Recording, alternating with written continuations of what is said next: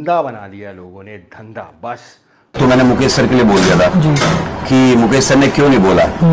सॉलवाट guys, मैं हूं कुलदीप और आप देख रहे हैं केडी फिटनेस। अभी हम सबसे पहले बात करने वाले हैं बादल फिटनेस और अरमान मलिक की, जिन्होंने कि एक वीडियो अपलोड की है। आप देख सकते हैं उसमें उन्होंने क्या क्या बातें कि यार ठीक था या फिर गलत हुआ या फिर कुछ। ये बहुत कंट्रोवर्शियल सवाल है क्योंकि इसमें ऑलरेडी हो चुका है बहुत कुछ। आपको बताना तो पड़ेगा ना। देखो पहले आप खुद बोल रहे थे, आज मैंने पूछा। देखो, जो मैंने अपनी वॉइस रेस की थी कि मैंने ये बोला था कि एक तो मैंने मुकेश सर के लिए बोल दिया था कि मुकेश सर ने क्यों नहीं बोला। तो उसके पीछे जो रीजन था वो मुझे नहीं पता था। देखो, मैं आप में मुझे जानते हो, 7 साल से आप मेरे साथ हो, आप मुझे जानते हो कि मैं हूँ मुंहफट आदमी। बिल्कुल, मैं साफ बोल देता हूँ। मुझे ना तो दोगलापन आता है, ना मुझे कोई इधर की उधर बात करनी आती है। इसलिए मैंने, मेरे कोच है, मेरे गुरु है, माई बात है, कुछ भी है, मैंने उनके लिए सिर्फ ये बात बोली थी कि उन्होंने क्यों नहीं बोला। इस बात से मेरे को नाराजगी थी क्योंकि मुझे ऐसा लगा कि वहां पर मेरे साथ चीटिंग हुई है। In the sense like Rahul के साथ भी गड़बड़ हुआ है, मेरे साथ भी हुआ है। बट एक्चुअली में जो मुझे पता लगा कि आईएफबीबी के जो रूल होते हैं वो हर साल चेंज होते हैं। तो पिछले 3 साल से ये कंडीशनिंग पे कंडीशनिंग मांग रहे थे, तो मैं कंडीशनिंग लेके गया। अब वहां पे उन्होंने साइज मांग लिया। सेम 3 साल पहले भी जब ओलंपिया हुआ था 2019 में, वहां पे भी मैंने आवाज उठाई थी कि मेरे साथ ऐसा हुआ, मेरी कैटेगरी चेंज कर दी थी।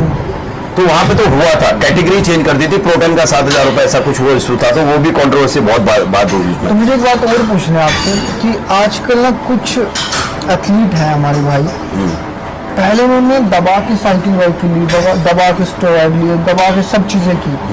आज वो उस मुकाम पे नहीं पहुंच पा रहे, ना वो अच्छे एथलीट बन पाए, जो उनको चाहिए था वो नहीं बन पाए।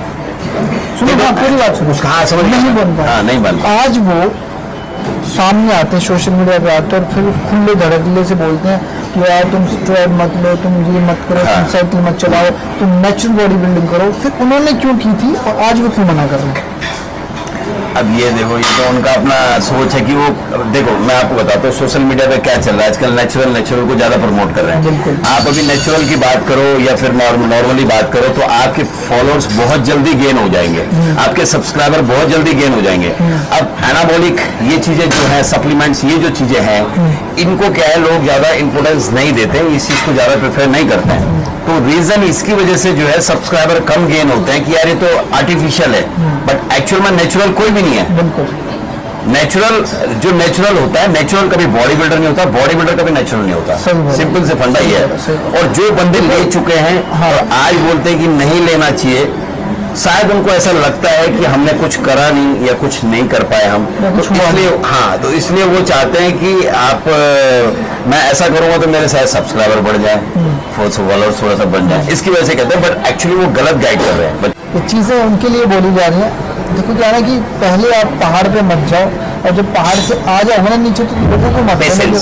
हाँ, लोगों को ये मत बोलो कि पहाड़ पे जाने के लिए। ये कमी मेरे अंदर भी है।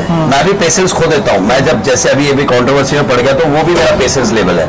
तो मुझे मेरे कोच मुकेश गहलोत, जो एक बहुत बड़े नाम है जिनका, उन्होंने मुझे सिखाया कि patience and focus on a goal. हमारे पेशेंस बताओ ना थोड़ा सा, हमें कितना पेशेंस है? पेशेंस आपके अंदर बहुत है, मैं देख रहा हूँ। इतने साल से आप मेहनत कर रहे हो, इतने साल से आप सिर्फ सब चीजें, तो ये बहुत बड़ा पेशेंस है। ले आओ। सो चलिए अब देख लेते हैं कि तरुण गिल ने आईबीबीएफ के ऊपर क्या क्या एलिगेशंस लगाए, उन्होंने क्या क्या आईबीबीएफ को लेकर के अपनी बातें कही हैं। So let's. धंधा बना दिया लोगों ने, धंधा बस। भोले भाले एथलीट्स आएंगे, उनका खून चूसो और उनसे पैसा छापो। क्या यार, मतलब दिस इज़ रिडिकुलस। मैं तो सोच रहा था कुछ ही फेडरेशन ऐसी होती हैं, बट एक और फेडरेशन सुनो वो जो कर रही है। इतने टाइम से मेरा दिल दुखता है यार जब मैं एथलीट्स को देखता हूँ ना, इतना पैसा लगा लगा के वो कंपटीशन खेल रहे हैं और उनको बदले में मिल कर रहा है। सुनो किसके बारे में बात कर रहा हूँ, आईबीबीएफ, इंडियन बॉडी बिल्डर फेडरेशन, जो कहते हैं कि भाई ये गवर्नमेंट जॉब देते हैं आपको। सो भाई साहब ये करते क्या हैं? ये क्या करते हैं कि आपको ना कहते हैं कि आप इंडिया के लिए खेलोगे, फिर ये उसके ट्रायल्स ऑर्गेनाइज कराते हैं। ट्रायल्स जैसे वो आपको बोलेंगे कि आपको वर्ल्ड के लिए खेलना है, साउथ एशिया के लिए खेलना है, आप इंडिया को रिप्रेजेंट करोगे। सो मेरा सवाल आईबीबीएफ से ये है कि भाई साहब आपने अपनी एफिलिएशन गवर्नमेंट के साथ कब रिन्यू कराई थी? जहाँ तक मेरी नॉलेज है 2000 1 जनवरी से आपकी सरकार के साथ कोई एफिलिएशन नहीं है। तो ये कहना आप बंद कर दो कि आप इंडिया के लिए खेल रहे हो। और ये सुन के जब लड़कों को ये बातें पता लगी तो इनके आधे से ज़्यादा एथलीट्स चले गए, बिकॉज उन्हें लगा अगर यार इसमें इंडिया का कोई आप नेशनल नहीं खेल रहे, ये तो फिर एक प्राइवेट कंपटीशन ही हो गया ना, हो गया नहीं हो गया।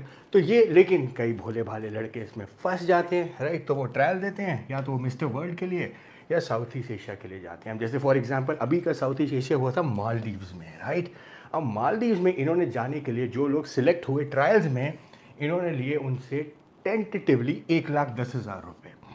आपको भी पता है, मुझे भी पता है, मालदीव जाने का खर्चा टिकट विकेट सिर्फ 20 से 25,000 रुपये अगर आप टाइम पे बुक कर लोगे, होटल स्टे सब मिला के 45 से 50,000।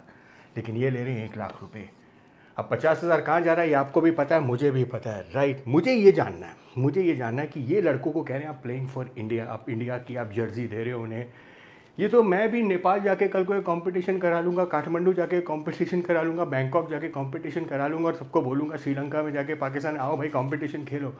तो क्या वो नेशनल कंपटीशन हो जाएगा? नहीं, ये नेशनल कंपटीशन नहीं है, ना ही आप इंडिया के लिए खेल रहे हो। ये एक प्राइवेट कंपटीशन है। लेकिन लड़कों को बेचारों को होप बन जाती है कि हमें यहाँ से एक मेडल मिलेगा जिससे हमें जॉब मिल जाएगी। आप मुझे बताइए कहाँ जॉब्स मिल रही हैं इनको? मुझे पहले रिक्वेस्ट कर रहा हूँ मैं IBBF से, अपना रिन्यूअल लेटर दिखा दो जो आपको सरकार से मिला है कि आप एफिलिएटेड हो। लड़के मैं जानना चाहता हूँ, ये जो आप मेडल दे रहे हो या आप mister world, south east Asia, mister India के, इनकी क्या सिग्निफिकेंस है, इनकी क्या इंपॉर्टेंस है, इनसे क्या होगा?